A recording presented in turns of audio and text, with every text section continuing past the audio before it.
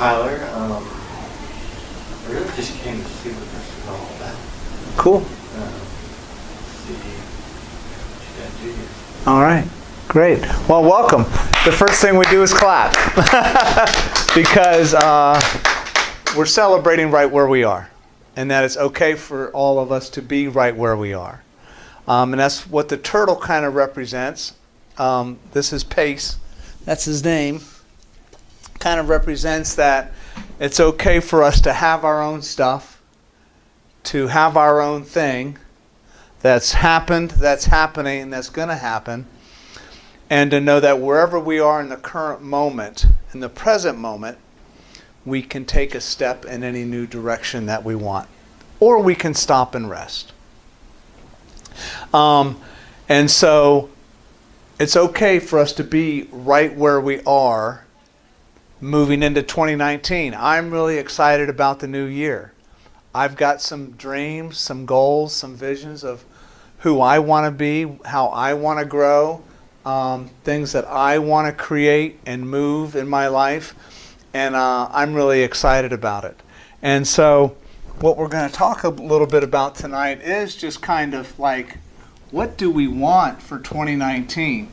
And that's always kind of the key, the first question. What do I want? Every day we get to choose. Every moment is ours to choose what we want. Short of somebody holding a gun to our head. Okay? And our literally life being at stake. Which, even under those circumstances, we could say, hey, pull the trigger. Okay? But we always have the opportunity to choose. No one takes that from us. That is an internal power that we have. And that power we can use to either move us, to help us, or to keep us stuck, or to take us back, or to take us left, or to take us right. But either way, we choose which direction that power is going to move us. So, but the first question is, what do you want? What do you want? And it's helpful to break it down in different areas. I can break it down into, what do I want for myself? What do I want in my relationships? What do I want in my work or career? What do I want in my health? And what do I want in my, is it money? I think so. And you can add other things. There's no end to this list, but these are kind of the top 5 places to start. Now, the thing to remember is that whatever we're going to create, from relationships on down to ad infinitum, is directly proportional to what we do up here with self. And that's what the concept show up available means. Because if I focus on showing up available here, then I'm creating conditions for successfully getting what I want. So let me write that down. Show up available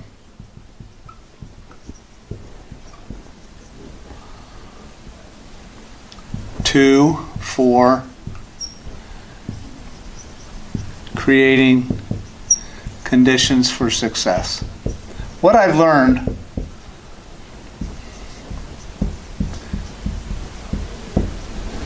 and we talked about this on Friday at the workshop, we're always creating. We are always creating. We're creating this moment right here by our amount of attention and focus and presence and energy and what we had for dinner, what we didn't have, Whether our bodies are hydrated, whether we're thinking about something else, we're creating this moment right here. And the question becomes, after we answer the question, what do we want? The question becomes, what conditions do I want to create in order to obtain what I want? And those conditions show up in our thoughts, words, feelings, actions, and skills. So, and this is important because we can be all over the map and trying to think about, well, where do I want to show up, and what do I want to create? What do I really want? But then the key becomes, how am I going to think about it? How do I want to think about it? How do the thoughts that I think about it create conditions for success? How do my emotions create conditions for what I want? How do my words, both the words inside my head and the words that I speak, create conditions? How do my behaviors and actions affect the conditions? And then finally, what about skills? You know, we're all in different jobs. We all have had jobs, and we've all developed certain skills. Well, if I want to teach French, if I decide that I wanted to teach French, I could show up really available in thoughts, words, feelings, and actions that would help me to create conditions for being a successful French teacher. But right now, I lack the skill of speaking French. So obtaining a new skill then becomes an area for me to pursue and to show up available for. So I'm going to go down and register at university or wherever to take the class. Am I available to practice? Am I available to do the homework? And am I available to meet French people? Whatever, okay? So short of extending my actions into developing skills, I might be very limited in what I achieve. But skills is not just about learning French. Sometimes thinking new thoughts requires new mental skills. Sometimes moving out of anger, sadness, grief, trauma, pain, regret, resentment, judgment requires new skills, new emotional skills to move us out. We can be in very habitual patterns with our words, the words we think and the words we speak, and the stories that we tell other people about our experience for all the reasons why we are the way that we are. There's a new skill to speaking. There's new words, new phrases, new energy, new alignment, new language that's required. And that's a new skill. And then, of course, actions and behaviors can become critical too for learning. So really, the skill set applies over across all four of the elements because it's all about new. This year is a new year. It is time for new energy. Now, granted, we can pick any day and go, it's time for new energy. And that's a great approach. Culturally, we're at the beginning of a new year. So it is just kind of a natural time to talk about what do we want to create in 2019? What do we want to happen in 2019? And how do we want to show up available for it? So one technique is doing a vision board. And I really love my vision board. It's very powerful. It's very posh. There's a lot of things on here that are very expensive that I don't have. But they stretch my mind. By thinking about a Lexus LS 500, which can run between 75 and 100 grand, if I can't say Lexus LS 500, if I can't say, oh, $75,000, okay. If I can't say that, if I can't make myself available for a Lexus LS 500, what are the chances that I'm ever going to drive one or buy one?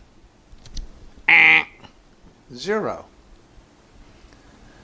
So a vision board is a great technique to expand and grow new skills for what you might want. Here I love this little statue.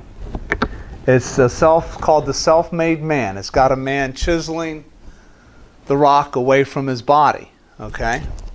I love that. The 13-inch version is about $1,000. Okay? The full-size version is about $30,000.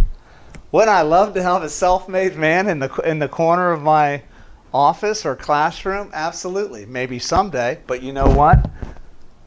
I guarantee you by the end of the year, I'm going to have me a $1,000 statue of the self-made man sitting somewhere in this office, and you'll see it. Okay? I can do that. I can make that happen. But you see what I'm saying? I might think, oh, $1,000. Where am I going to get $1,000? $1,000 is too much. Even if I had it, should I buy it on a statue? And should it sit on a windowsill and collect dust? Shouldn't I feed starving kids in China, or donate it, or pay off a bill, or whatever? Well, I can do any of those things, but the number one thing you want to do is honor your preferences. Make it okay to want what you want. And it doesn't have to be huge to want it. It can be a small thing. It can be a movement in a relationship. It can be the shift of energy with somebody that you care about. It can be a new job, or making something happen in your job that is new. It can be providing a service for somebody. And we can do that every day. So it's not all about blowing things up to acquire luxurious things, but by thinking about all the different possibilities and what we can attract and what we can create, it blows open the doors to make these things possible. And that's a process.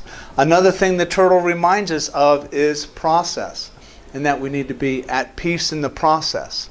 So first, it's okay for us to be where we are. Got it. Okay. Now what do I want in this present moment? What do I want to think, feel, do, speak, influence? Who do I want to help? I have no doubt that if we add to some of the things we want to accomplish here, and we add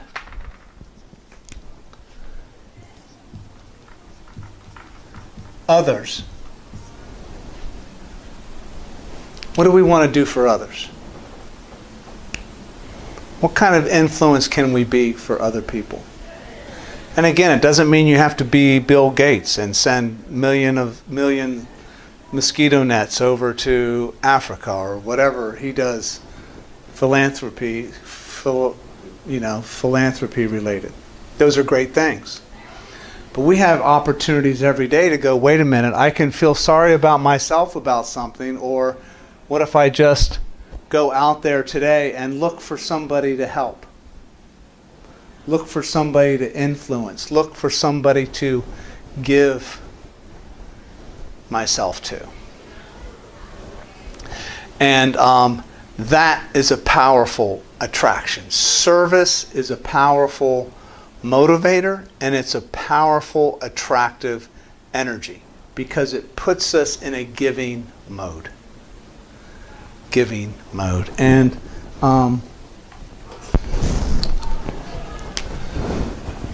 I want to be very generous in 2019. I want to give more of myself, my resources, my time, my energy, to people, things, places, or ideas that are aligned with my preferences and that really help other people. John Maxwell says that leadership is one thing and one thing only: influence. And influence, the question to ask is, how can I add value to other people?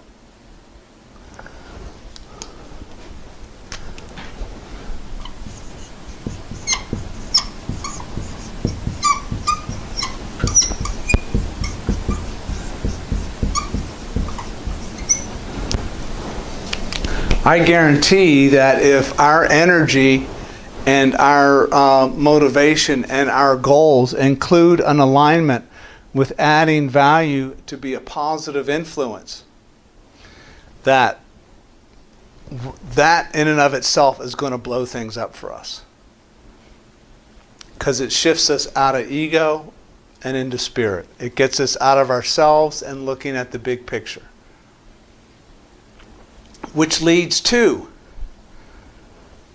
opportunities, connections, movement, new living, somewhere new to live, somewhere new to work, new abundance, new prosperity, new health, new love, new passion. Okay? All of those things become new for us and available to us the more we put ourselves out there and connect with other people. If I stay home on the couch playing video games or binging on the latest Netflix, which I like to do, if I do that too much, I'm really cutting myself off. I'm cutting myself off of opportunity. And I'm creating conditions for resentment, depression, more weight, okay, whatever it might be. I'm still going to create conditions in that environment, but I'm going to limit myself. And I'm going to limit other people. So, look for abundance this year,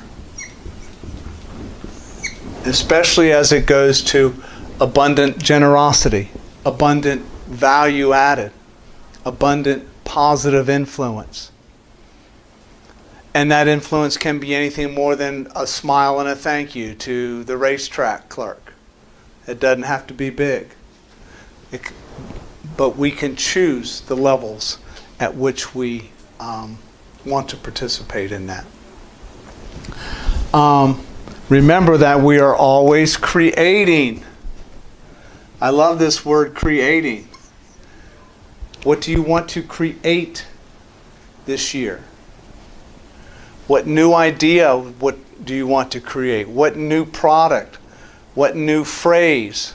Even if you come up with your own new phrase, create a brand for yourself. Some of my executive coaching that I do with corporate executives is aligned with helping them develop their leadership and their executive presence and also their personal brand. As a leader, when you're in charge of a group of people, we develop a certain style, we develop a certain flavor, we develop a certain charisma. Develop your own brand. Develop your own brand. Even if it's the Dawn brand or the Christine brand or the Tyler brand, come up with a brand for yourself that just feels good and that you feel aligned with with positive energy. That's one thing that I love working with new business owners, small business owners on, or helping them get ideas on who they want to be in their new business and what they want their new brand to be like and what do they want it to say. That's so much fun, and it's a work in process. Just because you land on something for your brand today doesn't mean that has to be the same thing a year from now or 2 years from now. It's going to change and morph because we're always changing and morphing.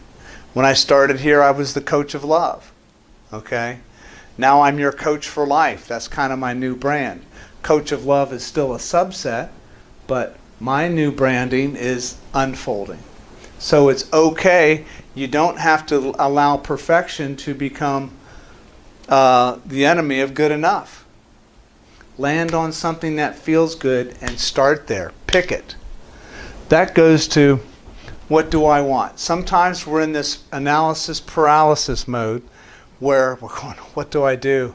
What do I do? I feel some of that energy in some areas of my life. It's like, what do I want to do? I know I want some change, but what kind of change do I want? And what's it going to look like, feel like, and sound like? And I don't know. What should I, we can get in that space. But if we treat ourselves like Pace the Turtle and allow ourselves to be there, and instead of resisting that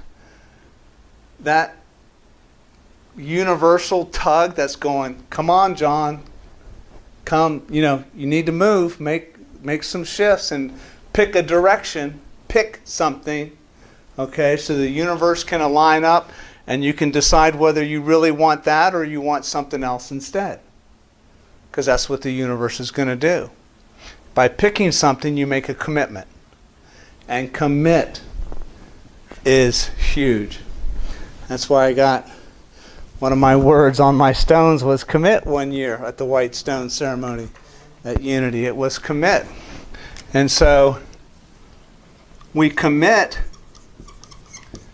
in order to commit is with 2 T's, right? 1 T.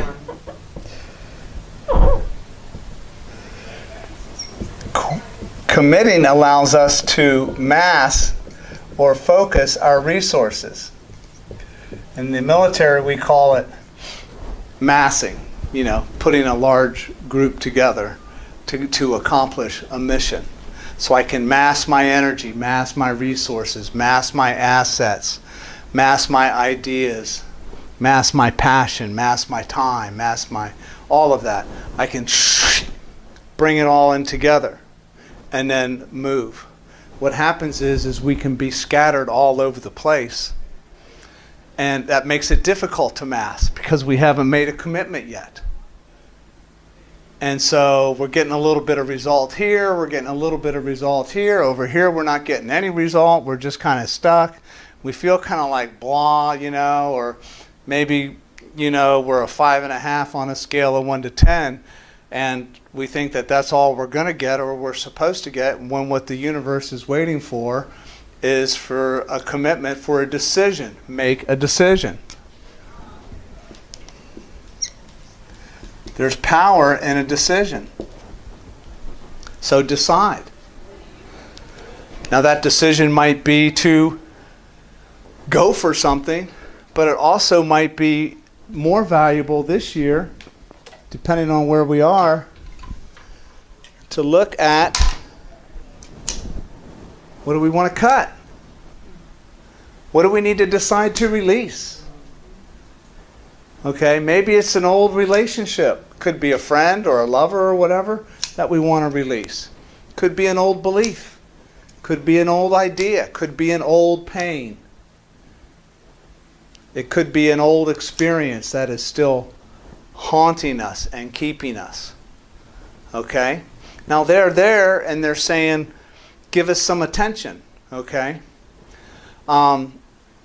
Sometimes the best attention we can give those things is a gentle release. And change our perspective about how we're looking at it and go, thank you for teaching me so much, but I'm done. And I'm setting myself free. Freedom. Boom. And I'm going to cut my cord of attachment that keeps stealing my joy, stealing my energy, and holding me back on this old thing that's been around for years. It's just time. It's just time to release. And that decision, that commitment, opens up the floodgates. It really does. Whether it's a job, a relationship, an idea, a belief, whatever it is, by cutting off the power to that, our thought power, emotional power, action power, word power, old stories, whatever, by cutting off the power and refocusing, we set ourselves free for new opportunity, new connection, new blessing.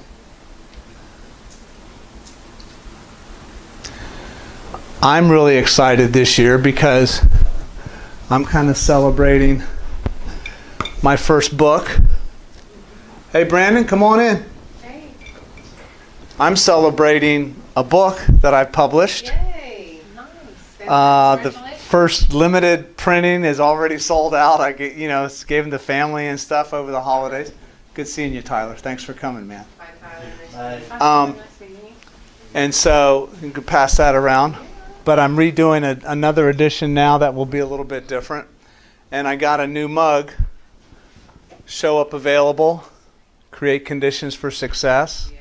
So, and I have wristbands. So I'm looking at this year like I've got 3 Mr. to Merchandise. pass that over. Yeah, I've got some product. Yeah. Ooh. No, that's exciting. That's on my goal list. Product. I mean, some people anybody can get their own mug made and call it swag, but it's product, man. That's great. You know, and that book about the ocean and our connection to the ocean as a wave moving on the ocean was really a lot of fun and explorative to meet. And the new edition will be add a couple more pages and be in a different font and thing. You know, I've never written a book before. I don't know what kind of font to write in. And so when I handed it out and I looked at it, some of the font is a little small and it's not very readable. So the new edition will be more readable. And, you know, I had to go get an ISBN number, you know, and there's just different things involved.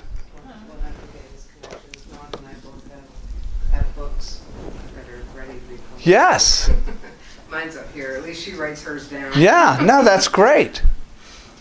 And so doing all of that brought me this, which I'm loving.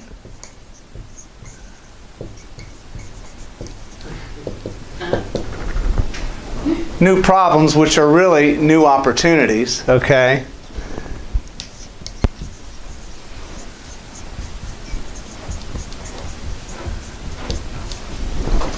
Because I'm getting, hey, what's up, David? Good to see you, man. Come on in. I'm getting the opportunity to think about things I'd never thought about before. So once I start writing, then it's like, check out my book. Yeah. And a mug I've got. It's like, how do I sell them? How do I market them? You know, do I put a link on my website or go through? I mean, all those different things. And I could make an Audible version of that book. I Googled that last night. How do you make an Audible version? I haven't looked at the details, but it's fun. But I can go, man, these are new problems. I don't know how to figure that out. And I could let that take away my passion and discourage me and think that, oh, I shouldn't be, or I can't, or I'll never, right? Kind of like this. I'll never do any of that. Or I can go, man, I can do it. I can do it. Just one thing at a time. I'm going to figure it out. Commit first. Commit first. Figure it out later. You can also put out into the universe that you meet the people you need to, if you don't know how to do something that you've got as your new problem, you know, such as marketing. You know, God put me in a place where I'm going to meet the person that shows me how to market, or that offers to do my marketing for me, even better. Yes. You know, that kind of thing. That's typically how I will get over that hump, because, you know, I have that same thing going on with Zenda. I'm like, okay, I got everything in place here. I did all the hard stuff. Now I got to get people in there, and how do I do it? And it stresses me out. Sure. And so then I think, okay, I'm going to be introduced, or someone that I already know is going to offer to help me with this. I have an appointment Thursday. Complete marketing package that I want. Yes. So, okay, thank you. Great idea. Script and think about new connections and new opportunities. Always be on the lookout and open for new connections. Because those are the angels. Those are the angels. When you're saying, God, Spirit, or whatever, send me angels, I need help with this, I need help with that. God, him or herself, do not appear, but angels do in the form of other human beings who are there to help you or for you to learn something from. And so I love scripting for, I trust that I'm going to be that I'm being divinely led to the right person who can. I trust that I am being divinely led to the right connection who can. I attract the right people into my experience who show up available for. See what I'm saying? I attract them like a magnet. Remember, we're magnets. Always. I'm trying to find a memo on my phone so I can write it down. There's paper, right? There's paper. There's pins in the box. But we are powerful, attracting magnets all the time, constantly. And we're either attracting people and things and opportunities and conditions to us, or we're sending them away. Now, sending away things that don't work for us is awesome. But showing up unavailable and allowing an opportunity or a connection to go that could really bless us is a temporary loss. It's just a matter of time before something comes around again. But optimally create conditions for success. We want to be available for those people who are fit for what we want. You know? And it's all about creating that and bringing that energy in. So what do you want? What do you want?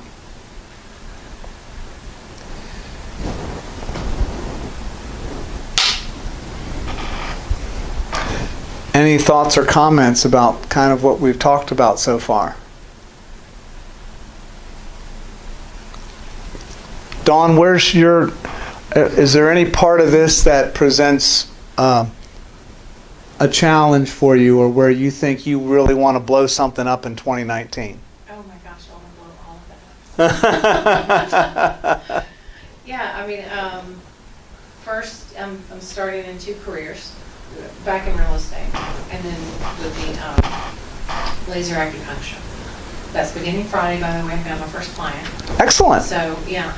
And then Monday, I'll be taking that test. So, it's coming, and it's coming all at once. So that's working career, relationship. I don't attract that very well. And I'm trying to figure out how to, I guess, attract and be sure of what I want, what I desire, and not allow any less than that, because I've always allowed less. So it's just, and it's not expecting, having such high expectations of somebody, but it is expecting what is equal. Sure. Yeah. So you want somebody who's a fit for your preferences and values. Form-fitting is what I said last night when I was talking to a friend. Yeah. So health, I began last year. Started to, lose that weight, about 50 pounds. So. Wow. Congratulations. Yeah. So to continue on that. But I'm finding that as I'm walking and as I'm going, I'm a piano teacher, and just last week I went into an antique store, and the attraction, when you're living and with that magnetic force and trusting and believing that things are going to come to you. I found a baby grand. I've been saying I wanted a baby grand. I found one. It's in terrible shape. But I was going to get my tuner over there, and I asked them about it. They said, you know what, we might get him to give that to you because you're a piano teacher. And I was like, when we speak things out loud, when we say what we want, when it seems to come so much easier. Yes. And it's unbelievable how that happens. So I think it's saying out loud. And Kelly taught me a thing last week. She was like, you said that negatively. Let's say it this way, which I think you probably taught her. But yeah, it's not saying if I fail this test. It's when I pass this test, we'll move forward. Or I've already passed the test. Yes. So that's what I'm saying always. So this is where, and this is the part that really requires constant attention and practice. And it's okay. It's not about judging ourselves and saying that was a shitty way to say that. It's just about going, I just said something a certain way. What would be an even more optimal, powerful, positive way to use words that really describe what I want? And her point in that was so huge because she said, you've been in real estate since 1997. You know it. Don't doubt it anymore. I mean, and I don't know why I've been doubting it. Well, She saw that That's as a me. test. And Yeah. anything Yeah. that's a test is just daunting. sure. That's where we want to move. We want to look at how much radical trust do we have. Because our ego is always going to give us reasons for us to doubt ourselves and other people. Oh, can't trust other people, eh? This a relationship didn't work out. Can't trust anyone. Oh, I made a wrong decision. Oh, I can't even trust myself.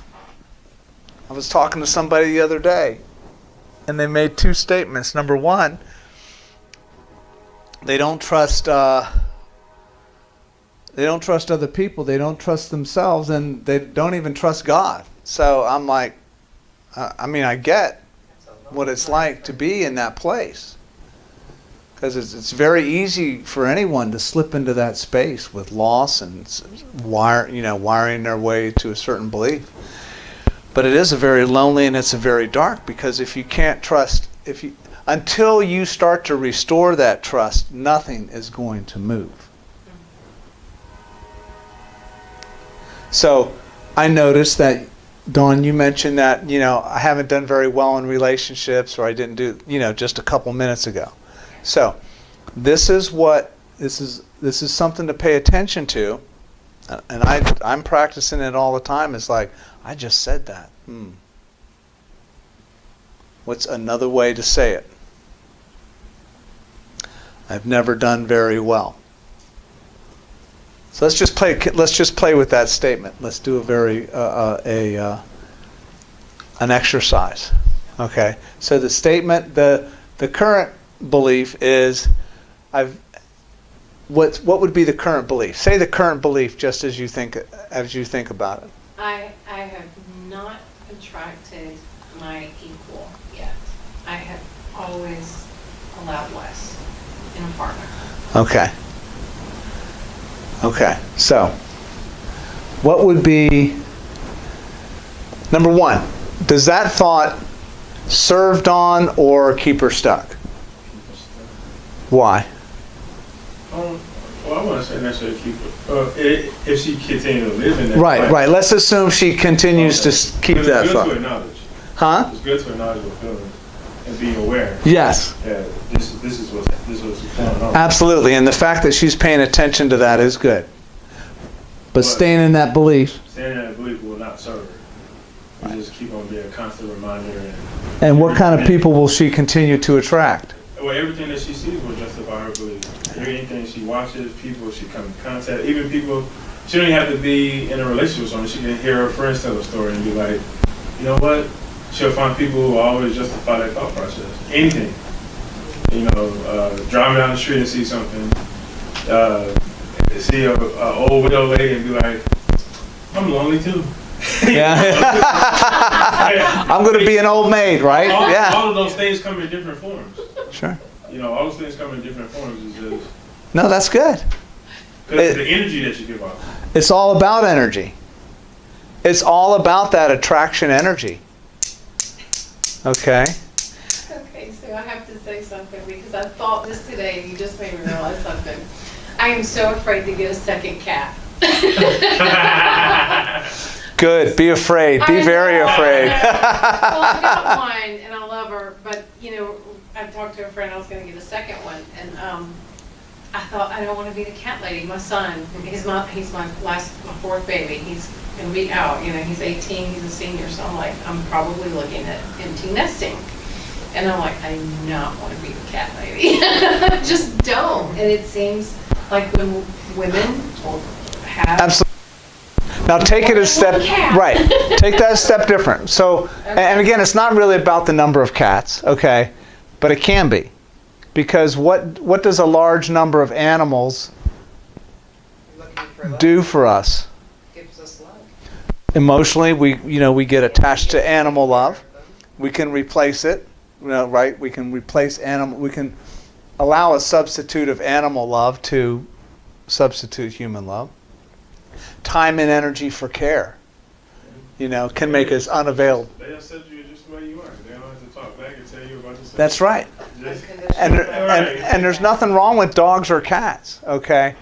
But having for certain people, a higher number of animals makes them unavailable for relationships or activities with other people, or the amount of flexibility and freedom that they would want.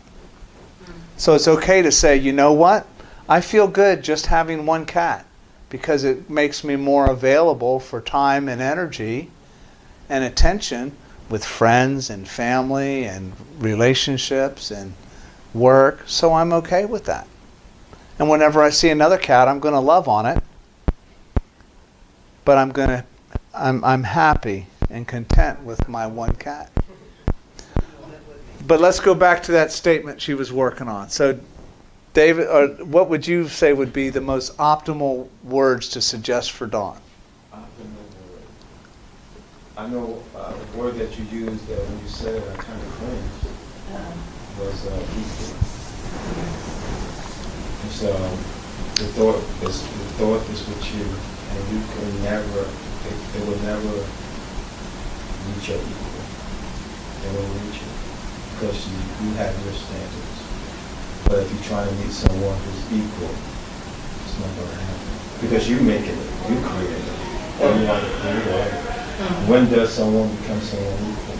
Well, yeah, I did see you cringe, but And this is not judgment. We're not judging. And you know what? I'm totally. We're all learning the same. We're learning at the same time. when you talk out loud, it helps everybody. Exactly. It's very. So The learning moment. when people use words, I like to go further. Be like, sometimes you say words, but you mean something else Yes. in your mind. Yes. So before we go with what David said, are you looking for someone that you respect, opposed to your equal? Someone that you mutually have, y'all both have mutual respect. Yes. And that's totally different. It is. And perfect wording. So, thank you for making me aware of that. I didn't even realize what. And I'm big on like words because people perception is everything. Yeah. And so you said equal and he went different. And when I said different, you was like, oh, that's what I really mean. Yeah. And this is what Brendan's talking about is when we really look at what we want, we identify the values that we really are important. Values, another word for values could be values, qualities, or characteristics. Okay? And respect, I mean, that's at the top of the list. Okay? But when you respect somebody, you value what they say, you feel, when you respect somebody, you may feel secure when you're around them. You're more open to maybe their feedback because you feel like they're not there to harm you. Right. So it's all kinds of things. When you say equal, when you say equal, I was thinking, does she mean like career, job, like material things? That's what, that could be another thought when you say equal. Is that what you were thinking?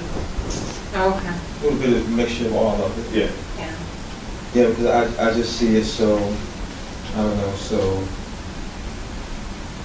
I think me doing this for a while and thinking of myself, is that all those things, I don't know how to show another person respect if I don't respect myself. Because if I respect myself, it would automatically become respect. Yes. Yeah. Because I will only deal with that. Right. If somebody shows up in David's world who is demonstrating either low self-respect themselves or disrespect to others, what is that a clue for David for? Like you always do, right? You release, right? You really. Yeah. Hey, thanks, but no thanks. Okay. So it doesn't become it's not a struggle. Yeah. Because I'm not looking at it. I realize in all of this that when I'm not good to myself, I'm not good to anyone else. That's what I have to learn. And I think that's what I'm talking about.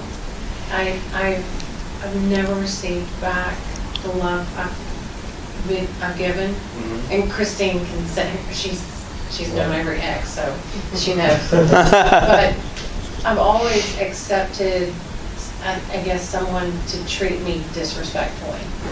So, and I've still tried to respect and love them regardless. Right. So I guess it's the equal care, the equal love, the equal giving back, you know. Yeah. You knowing, between one another. when I hear you, it's like you knowing already what you need to cut, Yes. but you continue with it. Yeah. But you know already. He's so in tune, it's kind of He is. scary. Man, Oh my I gosh. have learned so much that it's a different world when you are more in tune with who you are. What's your name? Dawn. Whenever you get a chance, write down every person you ever dated and think about where you was at in your life and why you accepted that. And then I feel like one of the things that could release you is understanding why you accepted it and then understanding, hey, this person couldn't give it to me. You know, because I remember myself being in a place where you want love, you want this, and you become, because you want it and you give it, people all around you make you feel like you're being too hard, so then you dumb yourself down to be patient with this person, be this and be that, and really you still, all they're doing is just take it. You know, all they're doing is just take it from you. And so, you know, I would challenge you to do that exercise. I did it one time, and it was just, Okay. It was just. I need a bigger number. There you go. And I gained understanding, you know. Yeah. But then also too, one of the biggest healing factors is when you understand the situation, you understand why you didn't get it, and you understand that person wasn't capable, and there's nothing I did, and I wasn't wrong for loving. That's what I was supposed to do. Yes. This person wasn't deserving, and once you understand that, and then you understand yourself, when you begin to get into other situations, you can walk away with peace. Because when you have conversations, you can say, you know what? I release you because you're not wrong for where you at. I'm not wrong, but I understand that you're not capable of giving Yeah. what I. Exactly. And they And you'd be never okay were. Right. So, And so that whole thing is we always attract the perfect people into our experience. Okay? Nobody ever crosses our path outside of divine purpose, outside of some lesson that we need to learn. Okay? From having an experience, just a second, having that experience with that person. Okay? And if that's the case, see, this is my logic. This helped flip some of my beliefs. If I showed up a certain way in every relationship, and I attracted somebody, okay, who was there simply to teach me something about myself, about love, about men, women, parenting, kids, work, life, whatever, okay, then there's nothing bad about that relationship. In fact, every relationship has infinite value instead. Okay? Here's what happens. If I think it's bad, if I think a relationship was bad, shouldn't have happened, okay, was not supposed to happen, I shouldn't have been where I was and prevented it, that only creates a negative judgment around the relationship. And that negative judgment is a strong attraction for pain, grief, and limitation. If I go, oh, I was supposed to have that relationship. Even if it hurt like hell, I was supposed to have that relationship to learn something. Now, what did I learn? Once you start to identify the elements of learning that took place, the value of the learning becomes a gift. And the value of the gift then starts to replace the pain. And the pain starts to heal. Because now you're looking at the relationship in a completely different way. And now you have a new story. Now the old story was, I've never attracted a good relationship, or every relationship I've attracted so far has been fill in the blank, bad for me, or I've made a bad choice, or whatever the situation might be. Instead, the new belief comes, thank you, God, for every relationship I've had and for the value of what I've learned from each of my partners. In fact, if you do some homework, you can make a list of some of the things that you learned. That by them showing up in your life, what did Dawn learn about Dawn? Love, marriage, dating, men, women, communication, intimacy, spirituality, finances, parenting, social behavior, self-respect, self-esteem, self-acceptance, self-love. Make the list. I've got like a 50 different, I gotta write, that's another book I want to write. There's like 50 categories that I've come up with of how I want to be available in a relationship. All the different areas I want to show up available for in a relationship.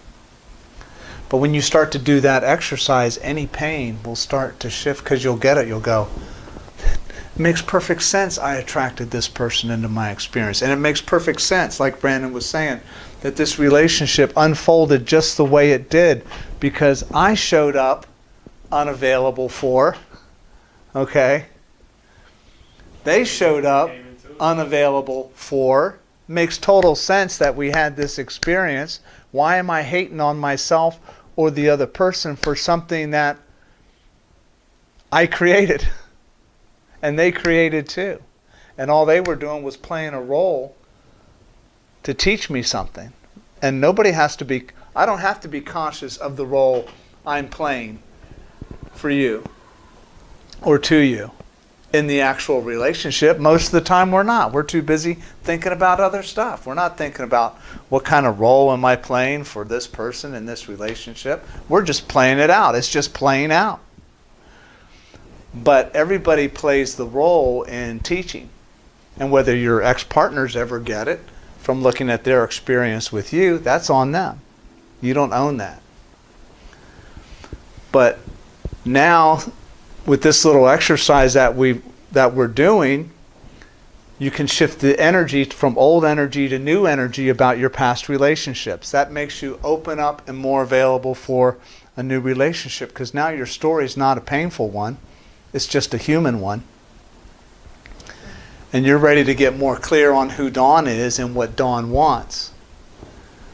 So then another optimal way to say it, in addition to the ones that we've heard, are, I am already attracting the perfect man for me who is a fit for my values and my preferences. Bring that one. I am already, see how I'm present moment? Yes. I am already attracting.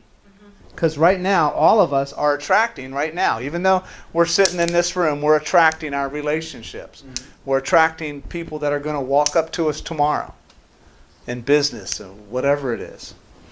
And so I am already attracting the perfect relationship for me with a partner who is a fit for my values and preferences. Now, what's your job there? To get clear on what your values and preferences are. And then when you get clear, you can honor, once you know what you want, you honor what you want and you put boundaries around it.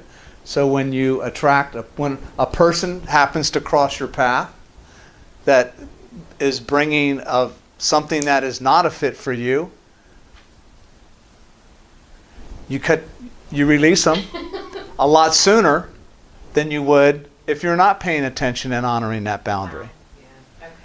And it becomes almost immediate. Oh, you live in California? You're a great guy, but I'm really not available for a long-distance relationship. I wish you all the best. Okay? Not unless you really are available for a long-distance relationship, or you would have no problem moving to California or another location of your choice. You know, that's what you got to think about.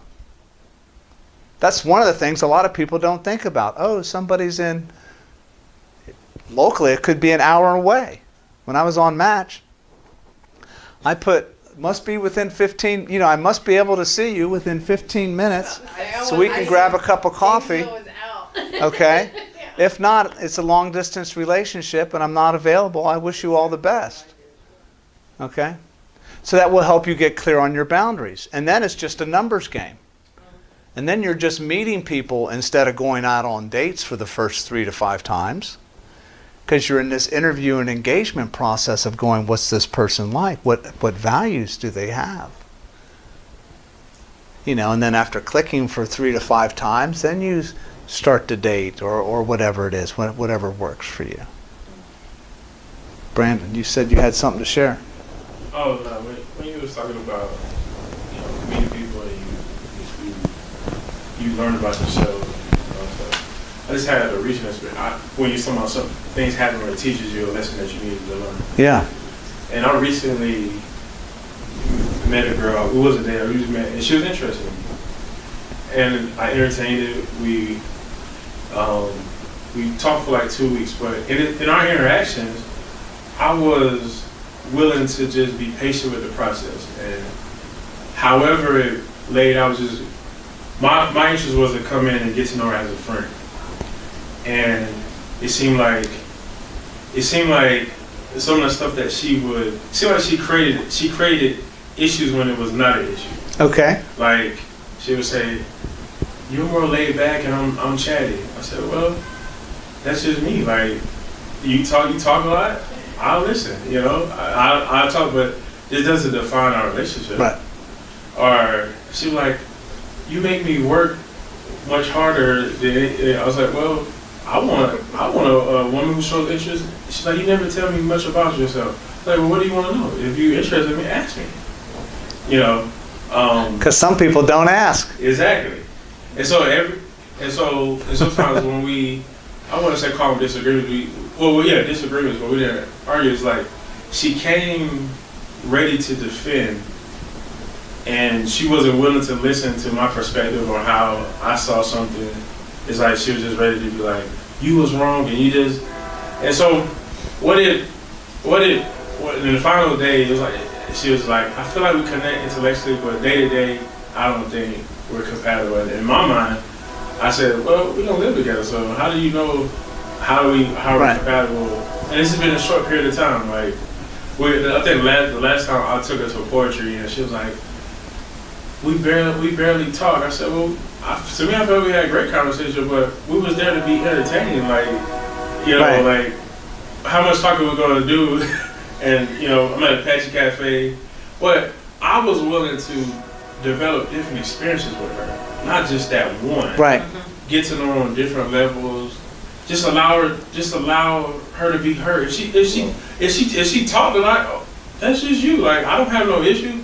I never brought an issue up to her because I was just allowing her. But it seemed like for her, it's like she analyzed everything. And, Right. Yeah, she was like the energy and the vibe. Like, Yeah. I post something today. I got this thing. and so the final day when she cut it off, she texted me, and she said to me, she said, I feel like we connect intellectually, but day to day I don't feel like, you know, this is going to work and all stuff, and no offense. And I never responded. And she called me and she was like, why didn't you respond back to my text? I said, well, it was nothing to say. You already made your decision. And I said, so it was. I would be wasting words trying to convince Right. you of something that you already Right, said are we're convinced we're of. not, you know, compatible. But in that moment, I was so grateful because what it showed me was, I said, because I used to, I think I was supposed to about this, but like I spent a lot of time learning about relationships and everything like that. And I used to always say, man, I know a lot about having a healthy relationship, but it seemed like it never comes together for me.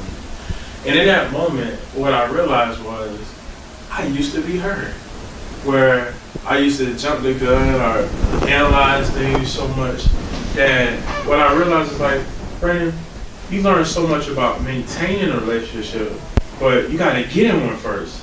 And then, even when you get in one, y'all both on your own journey. Yeah. Yes. Learning. Yeah. And then I focus on maintaining a relationship because in your head you see how you want it. Yeah. But it's totally completely different when it requires work. Yeah. Oh, absolutely. And so what in that moment I was so grateful. I said to myself, I said, God, I get it. I started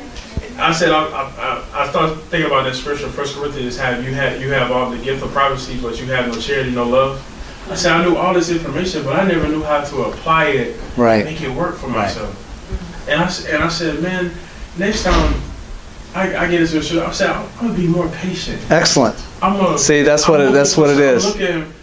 It Yeah. became clear to me all this time what I've been looking for. Thank you, I Brandon. wasn't looking for no Yeah. one perfect. Right. I wasn't looking for mistakes.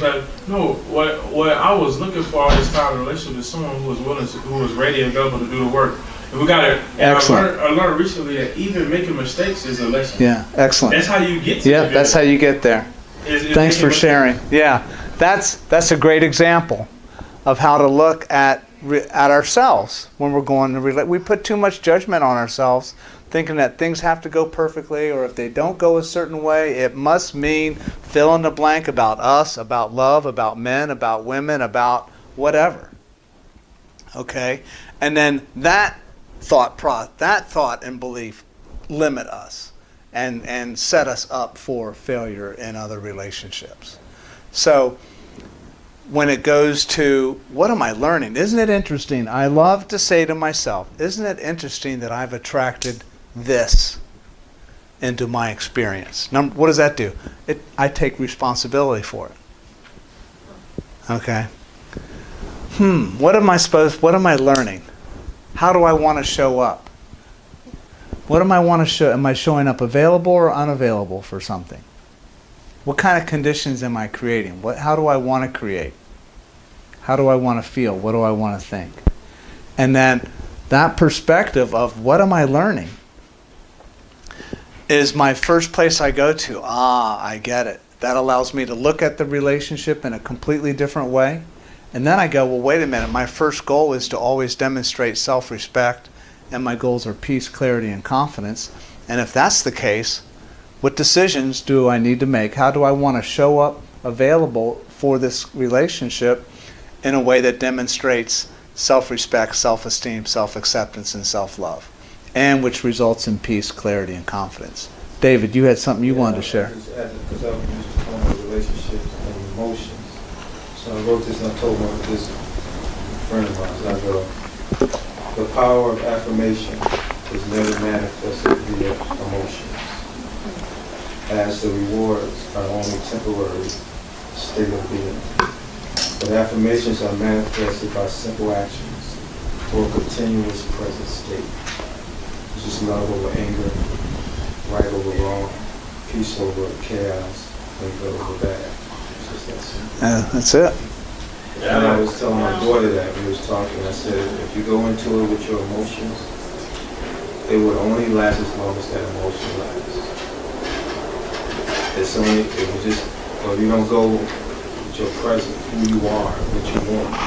Which is alignment. See, our emotions, when our thoughts in one place, our emotions are another, our words and our actions and our skills are in others, we're out of alignment. What does that create? Stress, anxiety, resistance, judgment, sleepless nights, upset stomachs, whatever, all right?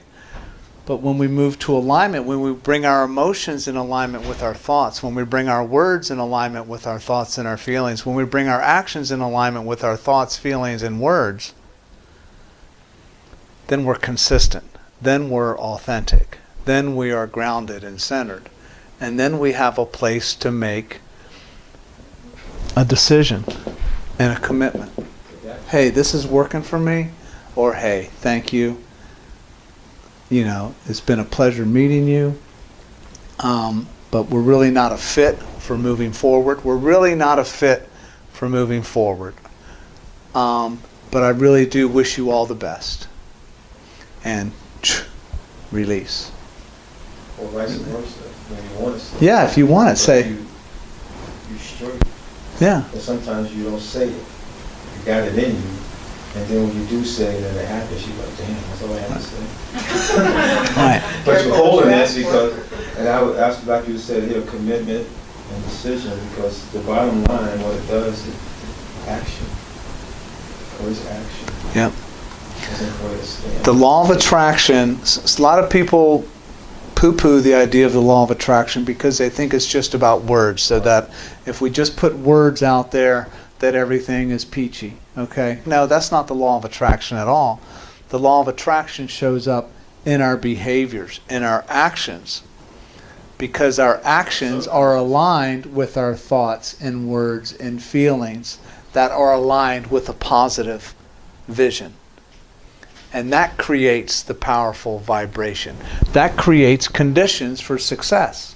We only get success when there are conditions for it to happen. If I'm going to have a conversation with you, I'm going to deliberately and intentionally want to create certain conditions for that conversation.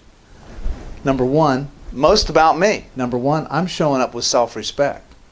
I'm showing up feeling centered and grounded. I'm showing up being clear with what I want. I'm especially showing up available to listen without taking whatever you say personally. Okay? And I am unattached to the outcome. If all we do is communicate, that's a plus. Okay? And so when I go in intentionally going, these are the conditions, these are the qualities, values, and characteristics of what I want this conversation to look like, feel like, and sound like. And I will script that. Chinese gave her some good dating advice too, man. Yeah. And when you go on these dates, attach yourself. Women have a tendency to attach themselves. When they see a guy, they already create all these things in their mind. You'll probably end up attracting the right guy it's almost like he's going to find you more interesting because you didn't attach yourself to being emotional. Because you're just being yourself. Just being yourself, yeah. And so when we're scripting is writing as if you already have what you want. Scripting is writing as if you already have what you want. And you write in the present moment, in the present tense, or as if something has already happened. So I've already gone out. If you guys are good scripters, you've already gone out and got yourself a good journal. This is mine. I got it in an Irish store in Virginia. Okay, it's got my Celtic knot on it. It's like soft little leather. I love it. And so the first thing you want to do is put a dedication on the inside, where you dedicate the journal. I dedicate this journal to the blessing of my life and the lives of others in 2019. I am a great man and a great influence on many. I am aligned and open to manifest all I want and desire, to serve,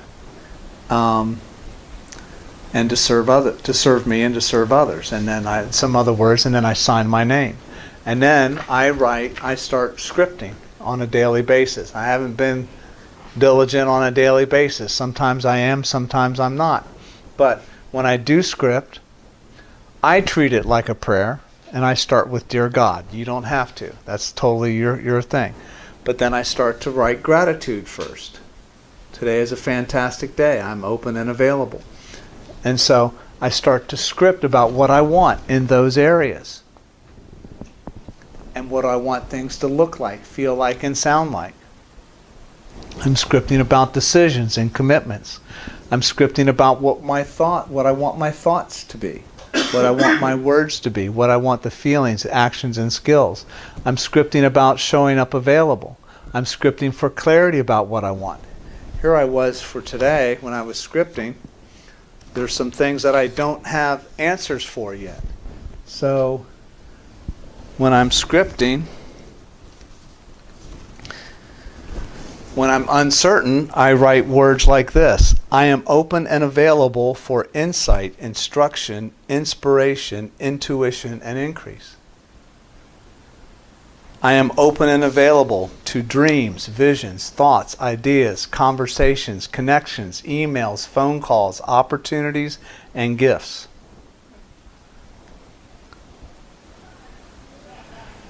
My arms, heart, spirit, and mind are wide open, and I claim them all and receive them all. Okay? So, even though I'm not clear, and then there's a list of things I want clarity on. And so, by the whole thing that scripting does is it helps you get clear about what you want, and then it helps you put your thoughts, words, emotions, and actions in alignment with that. And you're using positive, affirmative phrases like those. And then when I close my scripting, I say, so it is, thank you God, I let it be, amen. But you can script about release. I wrote, I release, blah, blah, blah, blah. I am open to receive, blah, blah, blah. I am receiving. Okay?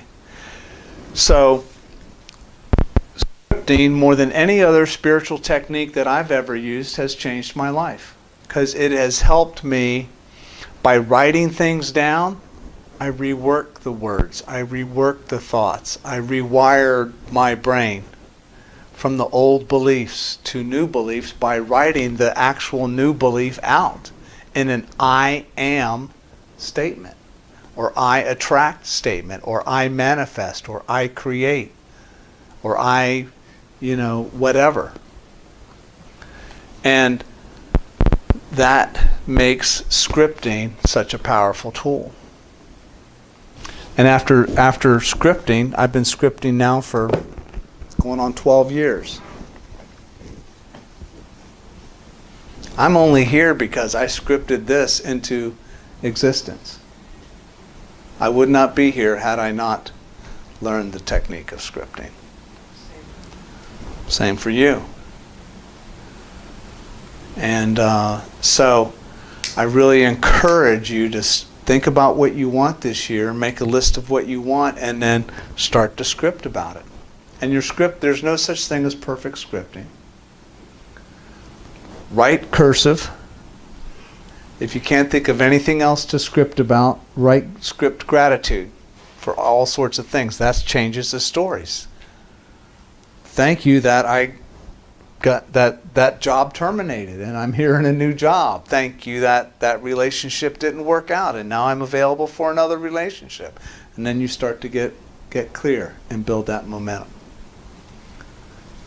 You said write cursive. Yes. Why?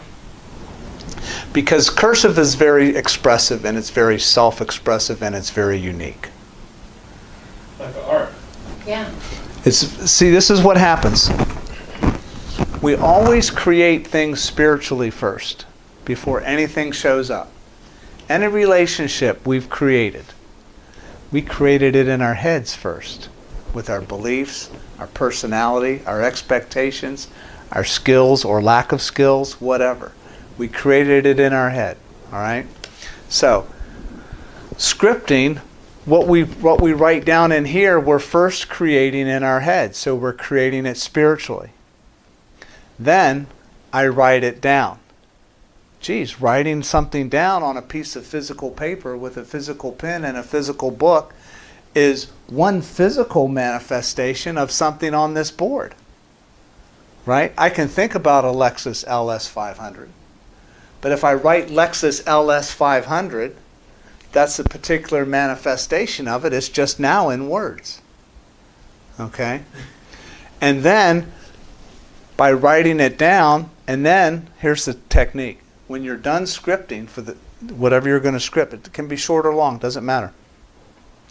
Read it out loud. Align your thoughts and feelings and spiritual words with physical words. And that puts out the sound and the vibration, which is another physical manifestation of what you want out there. That's what gives scripting the power. You are claiming it. When I read out loud, I am open and available for insight, inspirations, dreams, visions, connections, emails. What is that doing? It's changing me. It's putting it out in the universe. The universe is hearing me. The trees are hearing me. The animals are hearing me. The molecules are hearing me. Okay? I'm hearing me. I am hearing me speak and declare and claim and command and manifest. And that is power. I was watching your buddy Cardone today. I was happened to be on YouTube or something. He popped up, so I put up the video.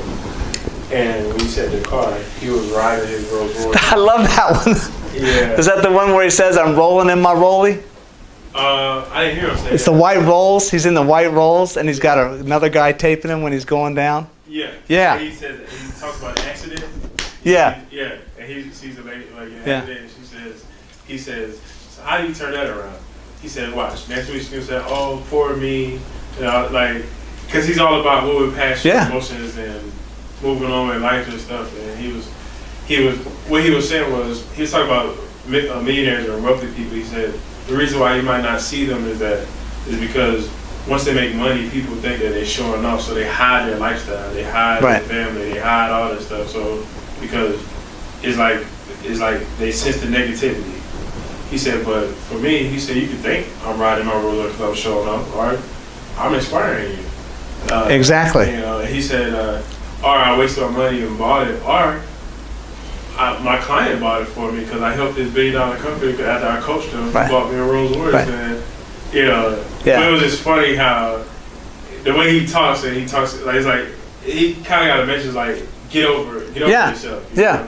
Or stop being a victim. Stop being a victim. He is big time like, do not be a victim. We are not a victim. Release. Look for any emotion or thought that can be associated with. We all have them. We're all human. We've still got them floating around in there. We think pity us. Oh, I wish this was different, or woulda, coulda, shoulda, or if only I did, or woe is me, and I don't have, and I could have, and somebody else has, and we create all that victim story. Pay attention to those and release those and take responsibility and say, I own it. I'm going to create what I want, and I'm shifting into what I want.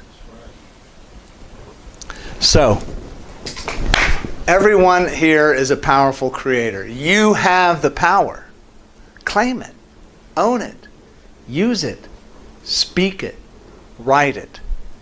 Speak the blessing on yourself. Speak the blessing on other people. Let them feel your energy. Listen. Be attentive. Be available for them. And then speak blessing on them. When somebody feels like they don't trust, express your trust in them. I know you're in this difficult spot. I trust you to find your way. Your way is unfolding already. See what I'm saying? I trust you. How can I help? How can I support? Be the light. Be the light. We are all a source of the light. We are all a wave on the sea. We're all waves on the sea. Lessons from the Sea by John Hyatt. That was We tough are all- research too, right? Huh? I'm sure it was tough research. Absolutely. We are all just waves on the sea. When we realize that we're connected to our source, the ocean is unlimited. We are always connected to unlimited source. The only time we are not connected to unlimited source is when we believe that we are separate. Okay? But if I'm a wave on the sea and the sea is an unlimited source of abundance and love, then guess who else is a source of unlimited abundance and love? We are. I am. Go be that source. Start scripting. Create your 2019. Thank you, everybody, for coming.